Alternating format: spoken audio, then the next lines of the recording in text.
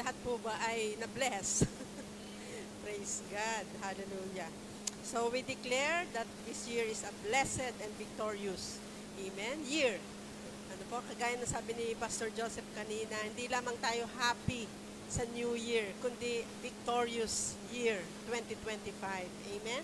At yung dinedeclare ng ating Bishop, this year will be a blessed New Year para sa lahat ng Life in Christ family, kasi we are a blessed generation. Amen ba? Amen. Nag-a-agree ba ang lahat? Amen. Kasi maraming promise si Lord sa kanyang salita na kailangan lang i-claim natin. I-claim para mangyari at maganap yung kanyang yung mga promises niya sa ating mga buhay. It takes faith. Kagaya na itinuro kanina, kailangan talagang ma-restored yung ating faith. Kasi nung mga nakaraan, medyo tayo ay, kumbaga, medyo kung tayo naglaylo, o meron tayong mga nagawa na, o hindi nagawa sa Lord. So this time, 2025, a time to renew. The blessing of the new year is that God is going to renew, and the blessing of the restart. Pwede tayong mag-restart again. Amen? Kasi ang sarap sa pakiramdam pagka New Year na talagang, ay, ito ang gagawin ko. This year, ay, ito ang gagawin ko. Diba? Marami tayong promises din sa Lord na, Lord, this time ay gagawin ko na ito. Yung mga hindi ko nagawa ng 2024, this time ay gagawin ko. Amen? So, praise God, purihin ang Panginoon, at tayo ngayon ay mag-aaral muli ng salita ng ating Panginoon. Babaunin natin for the whole year 2025. Tayo muna ay manalangin sa ating Lord ng kanyang paggabay. Thank you, God, for this privilege, opportunity, O God, na kami ay minsan pang makapag-aral at makapagbulay ng iyong mga salita. Thank you, God, for the beginning of this year, the very first Sunday service ng Youth Life. Lord God, ikaw po ang aming mapaparangalan, ikaw po ang aming inuuna, Panginoon.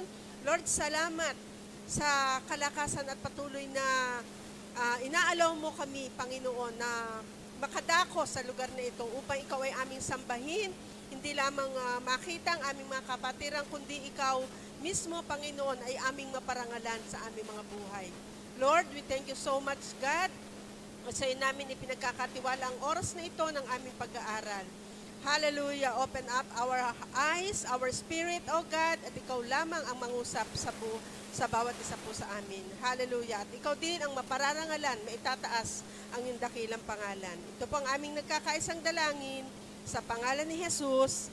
Amen and amen. Palakpak po para sa Lord. Praise God. Hallelujah. Meron pong ibinigay ang Lord, habang ako'y nagme-meditate, at sinabi nga ni Pastora na ako yung mag-share ngayong hapon ng the very first Sunday service ng youth. Kasi dumaan ang January, nung second Sunday meron ata tayong workers night, kaya hindi tayo nakapag-gather. But praise God, tayo nagpe-pray dahil kasama sa prayer natin na yung iba pang mga youth ay ma-invite natin. We pray for the multiplication, amen, this year. Kasi increase, kasama yun sa blessing kasi ng Lord, amen. Kasi may pangako ang Lord na, nabasa ko nga dito sa Ezekiel 34, bago tayo pumunta doon sa pinaka-message ng Lord. Na-bless ako lang dito sa ibinigay sa akin ng Lord. Sa Ezekiel 34, verse 26, Ezekiel 34:26 sabi, I will make them and the places surrounding my hill a blessing. I will send down showers in season. There will be showers of blessings. Amen. Sinong may gusto ng showers of blessings? Kung wala naman tayong gagawin in our Christian life, in our spiritual life, ay nakahang lang yun. Kailangan ma-align. Kasi pagliko yung tubo, di ba, pagliko, letter L, hanggang doon lang yung blessing. Pero pag tayo ini-align na gano'n, dadalo yung blessing. Ipo-pour out ni Lord yung blessing. Amen? So, we must be aligned doon sa Lord, sa God.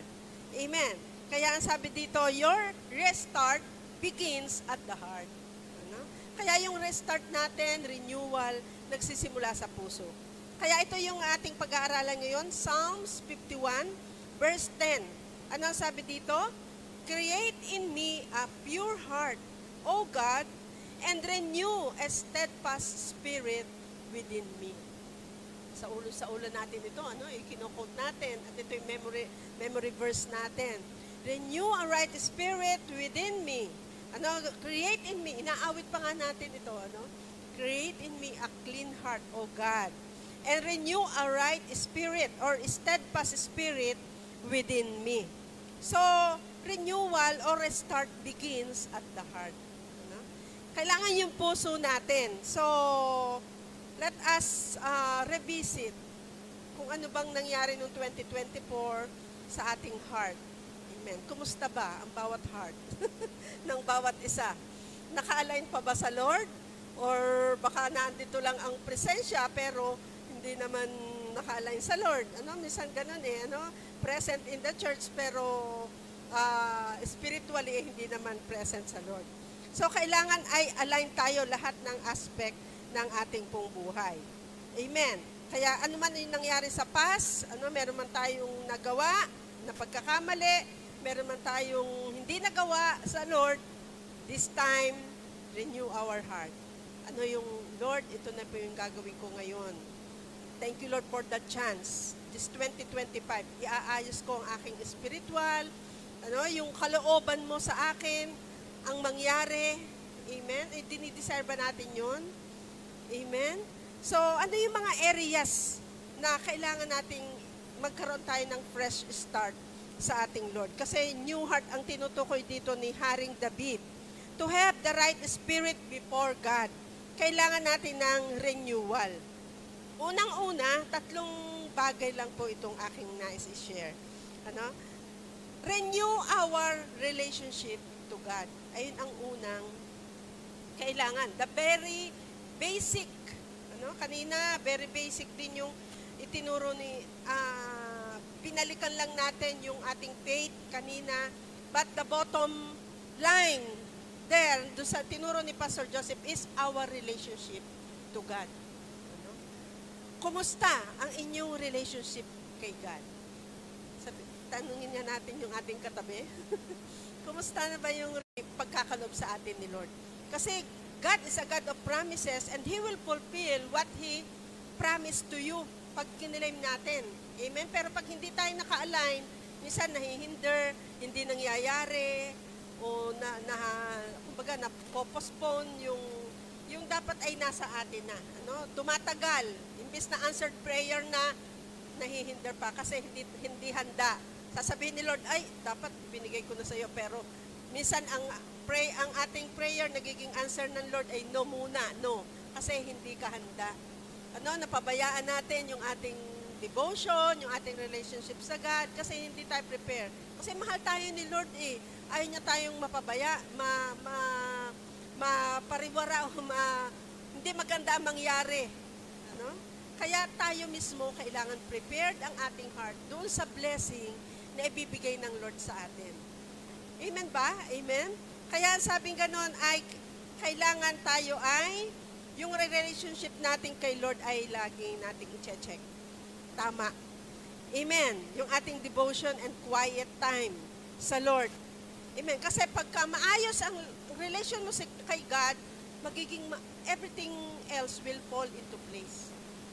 Lahat ay magiging maayos. Relation mo sa iyong family, relation mo sa iyong kapatid, maging sa iyong brothers and sisters sa church, lahat, everything, ng area ng buhay natin, magiging maayos. Amen? Naniniwala kayo doon? Kasi nagsisimula sa relation natin sa ating Lord. Kahit sa ating workplace, magiging maganda ang iyong work. Pero pag hindi, magmamanifest din yun.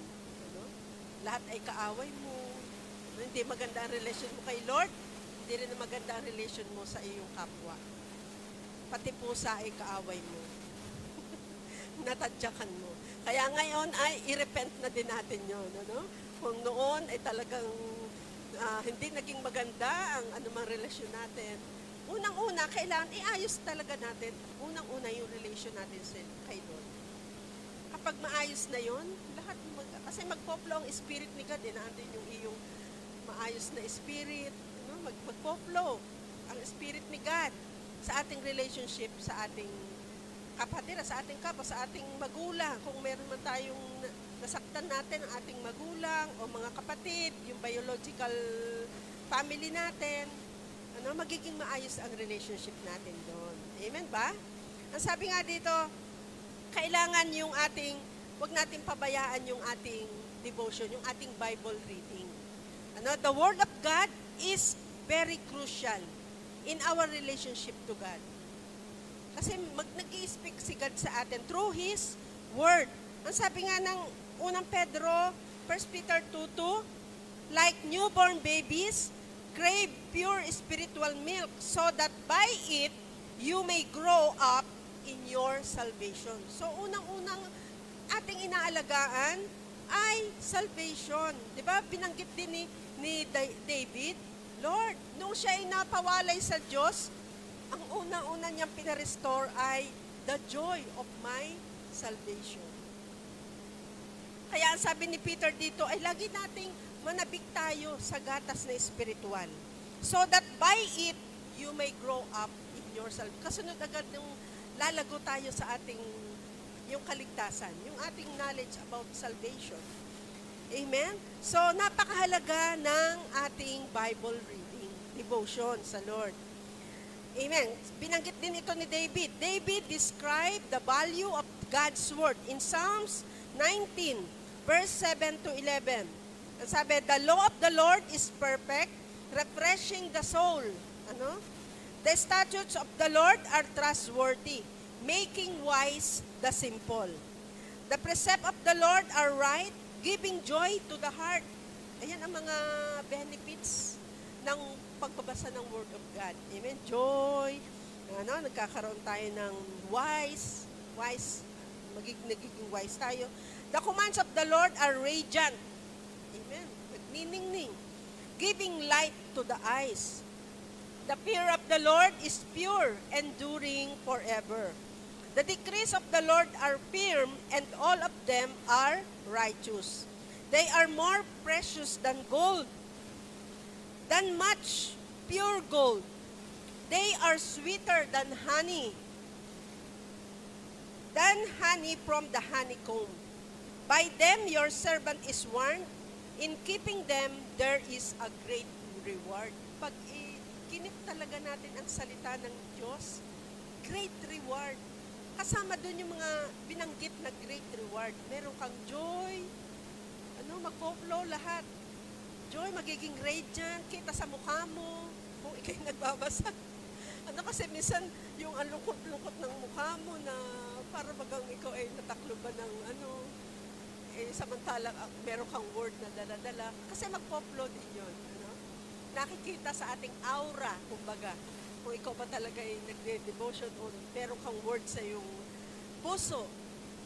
So, kasi dinidescribe ay ang kahalagahan ng Word of God sa ating buhay. He also illustrated the blessedness and fortitude of one who meditates daily on the Word of God. Ang pag-meditation natin is daily. Hindi pwedeng, nabasa ko na yan.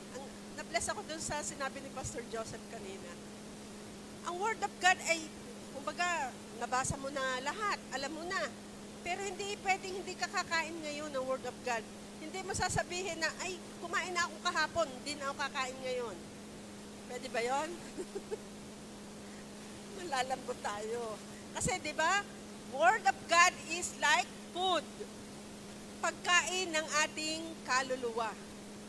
So, hindi pwedeng hindi tayo kakain araw-araw. So, meditation is every day. 3 times a day pa nga, minsan. O every time, kailangan minemeditate natin. Kasi kalakasan yun. Parang pagkain. Amen?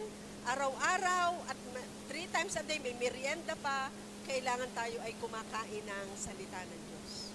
Kaya hindi lamang every Sunday tayo nakakarinig. Kailangan talaga every day meron tayong meditation of the Word of God. So the Christian who wants to grow spiritually must therefore develop the habit of daily Bible reading. So, kung na-miss natin yun, na hindi tayo lagi nakakapagbasa last 2024. This time, di ba, nagkakaroon tayo ng New Year resolution. So, this time, talagang bumibili ka pa ng bagong planner. Ayan, may bagong planner 2025. Talagang inonote ko na yung message ni God every day, di ba? Nabili pa tayo nung, yung daily bread. Ang dami nating, kaya yearly, naglalabas sila, daily bread, devotion. So, ayun ay isang make-up natin sa Lord. Amen? So, such as reading through the Bible each year. Kailangan iplano din natin yun. Na, Lord, ako'y magbabasa. Sino dito ang nakapagbasa na ng Bible? The whole Bible. The entire Bible ay nabasa na. Iplano kaya natin yun. This 2025 ay mababasa ko ang kasi meron namang guide na tayong nakikita na paano mo mababasa yung whole Bible in the entire year. So, i-desire natin yon. Or perhaps the New Testament in 1 year. Or the Old Testament ang inex mo. Unahin mo yung, pwede naman yun, New Testament muna, tapos saka Old. Kasi tayo naman ay modern. O kaya ay millennial. So, New Testament. And then Old Testament. Pwede yun. Plano natin. By feeding upon God's Word daily, we receive the spiritual nourishment necessary to grow. Amen. So, kailangan i-develop natin yung habit of reading daily. Ito yung make-up natin sa Lord. To renew and to restart our devotion again sa ating mga. Kaya binabalikan natin. Ang dami nating kailangan balikan this year. Kaya may mga planning na ginagawa, tinitingnan kung ano yung mga hindi nagawa last year, pwede namang i-make up at pwede namang gawin natin ulit. Wala naman tayong kailangang sabing malaking pagkakasala sa Lord, kundi meron naman tayong chance to make up o to restart again, refresh. Amen. At yung pananalangin din natin, napakahalaga din noon.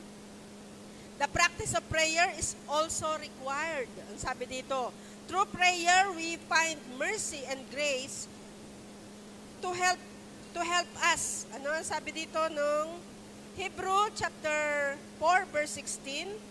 Be joyful in hope, patient in affliction, faithful in prayer. Kailangan tayo maging faithful sa prayer kay God.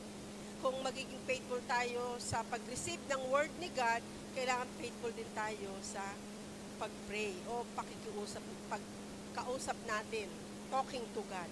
Kasi relationship is two-way. We receive from God through His Word, siya ang nangungusap sa atin. And in response, we talk to God through prayer. Amen. Two-way ang communication. Yun ang ating relationship kasi sa Lord. Hindi pwedeng tayo lang receive na receive.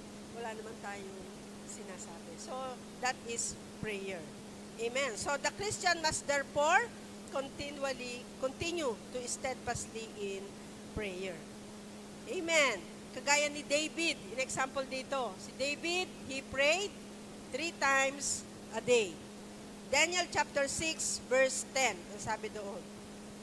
Just as we listen to God daily through His Word, so we must talk to Him daily. Amen. To grow spiritually. Yan yung ating relationship kay Lord. Very basic lang itong aking nais na i-share. Just to check and to renew our relationship and commitment to our Lord. Amen. So, yun ang una, renewing our relationship to God. Pangalawa, revisit or renew our worship to God. Worship. Ayan, lagi natin ginagawa Sunday after Sunday. But, sabi nga, worshiping God, we can do it sa ating bahay, araw-araw, pwede tayong mag-praise kay Lord. Sabi, praising God in song is also conducive to spiritual growth. Kagaya ni David, si David is called the man after God's own heart. Na-develop sa kanya ang practice ng pag-awit, pag-worship, araw-araw. Ang sabi ng awit 104, verse 33, Sabi ni David, I will sing to the Lord all my life. I will sing praise to my God as long as I live. Hindi titigil si David ng pagsamba at pagpupuri sa Lord habang siya ay nabubuhay. Ganon din po tayo. Amen. Amen po ba? Hindi lang ang ating pagsamba ay good for 10 years. Hindi. Or lang. Hindi tayo titigil. This is for life. Amen. Kasi habang tayo may buhay, kailangan yung our Creator, siya ay pinupuri at sinasamba natin. As long as we live. Si David, nagbigay ng parang oath sa Lord. Ang sabi niya ganon, I will sing to the Lord all my life. And I will sing praise to my God as long as I live.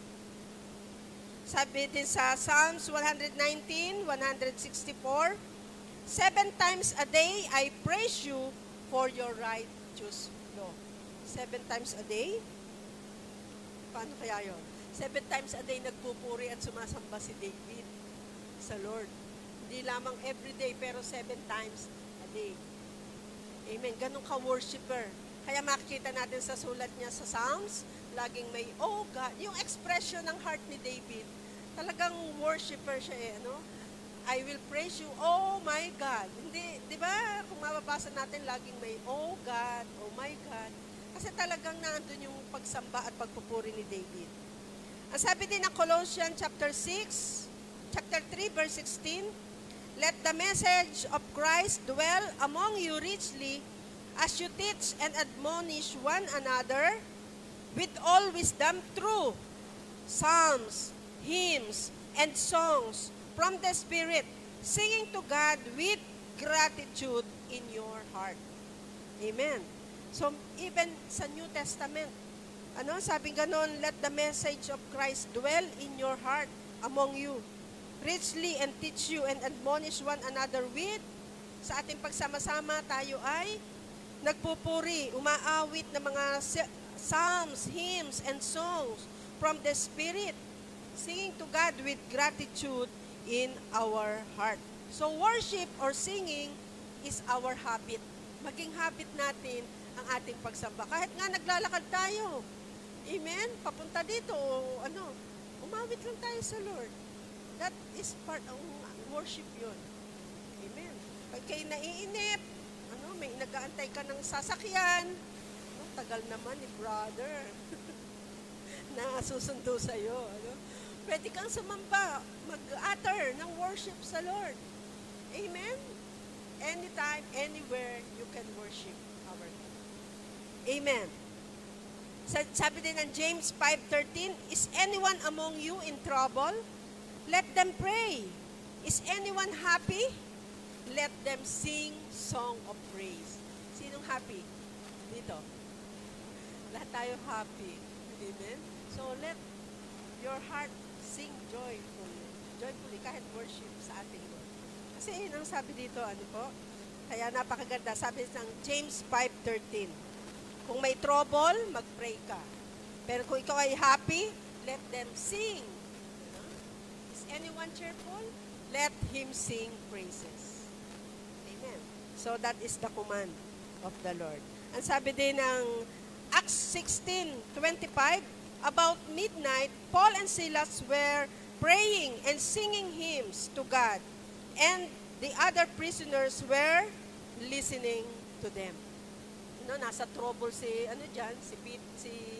Paul, sila'y nasa prison. Pero, di ba? Alam natin, kung ilalagay natin ang ating sarili na nasa kulungan, ay ang hirap ng sitwasyon. Pero, anong ginawa ni Paul? Siya ay nagpuri. Tapos naririnig ng ibang kamate niya. Anong tawag? Prisoner mate nila. At na-bless, kahit sa prisoner ay may na-bless pa rin. Through pag-awit at pag-worship ni Paul.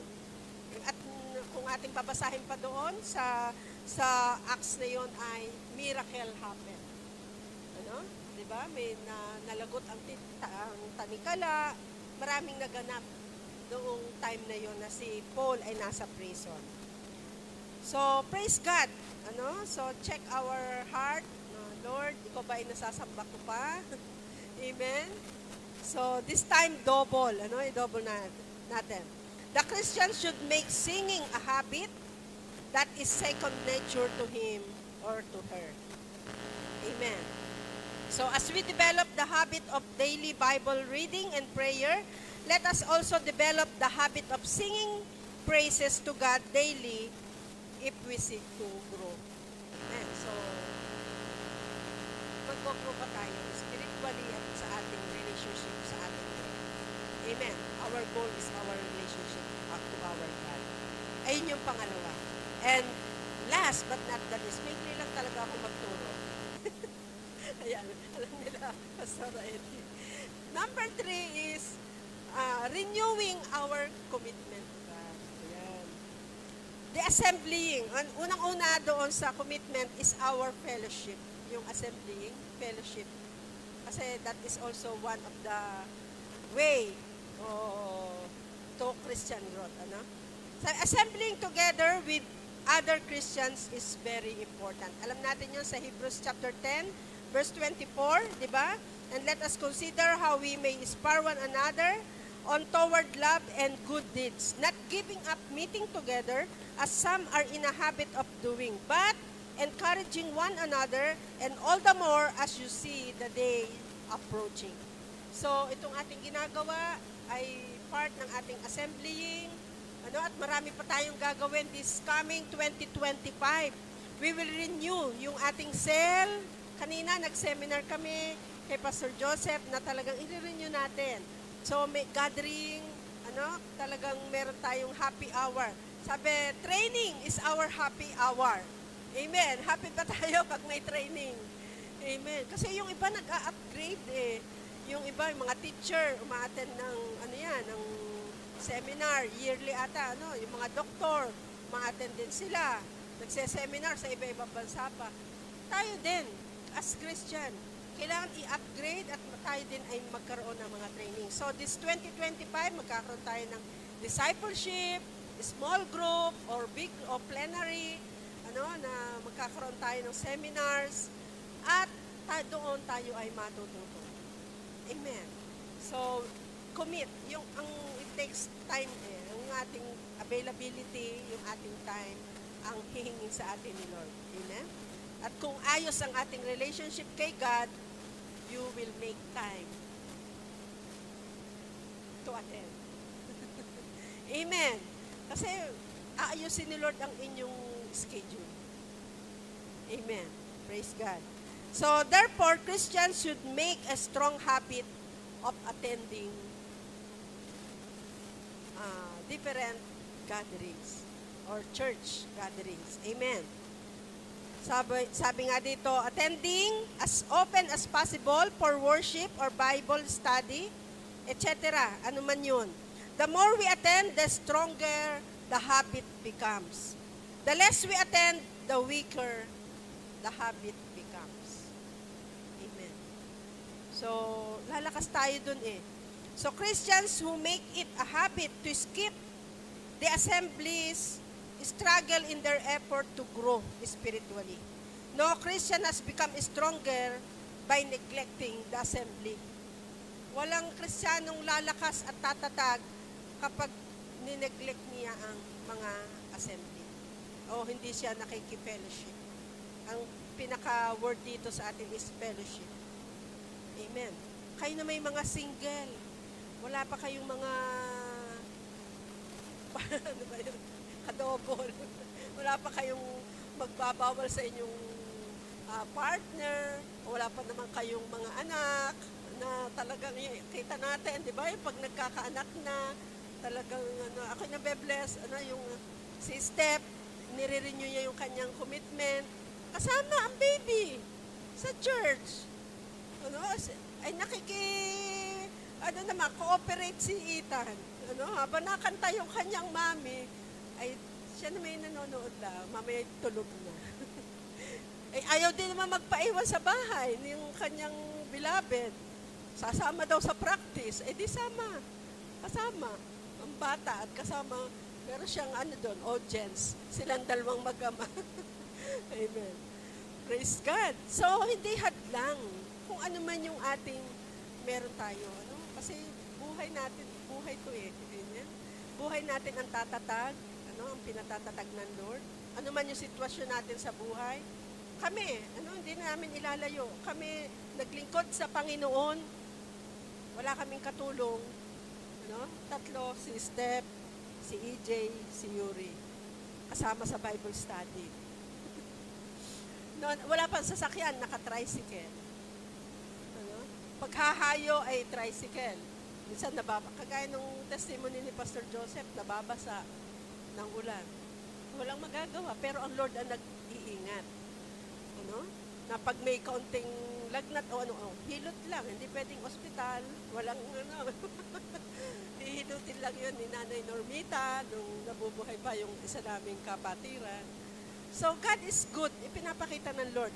Ang daming pangako ni Lord.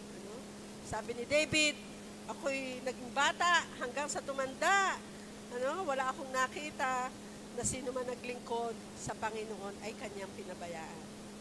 Ay nanlimos o naging hampas lupa. So, God is good and God is faithful. May ipapakita ng Diyos ang kanyang katapatan sa atin. Basta make ourselves available o magawa natin yung kalooban ng Lord. Nais niyang mangyari. Yung purpose niya mangyari sa ating buhay. Amen? At nais ng Lord na patuloy tayo sa Kanya. Amen? At meron pa palang isa. Last na ito. Yung ating service or ministry. Renewing our commitment in our ministry. Yung paglilingkod natin. Kasi lahat tayo ay may special gift na tinanggap mula sa ating Panginoon. Ano sabi ng 1 Peter 4:10? 1 Peter 4:10. Yan. Each of you should use whatever gift you have received to serve others as faithful stewards of God's grace in its various forms. So, bawat isa daw sa atin, anuman yung ating gifts na tinanggap sa Lord, maraming talent or gifts na binigay ang Lord sa atin. Ipagamit natin yon sa ating Lord. Ang sabi nga ng Romans 12, verse 6 to 8, we have different gifts according to the grace given to each one of us. If your gift is prophesying, then prophesy in accordance with your faith. If it is serving, then serve.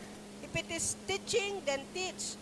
If it is to encourage, then give encouragement. If it is giving, then give generously.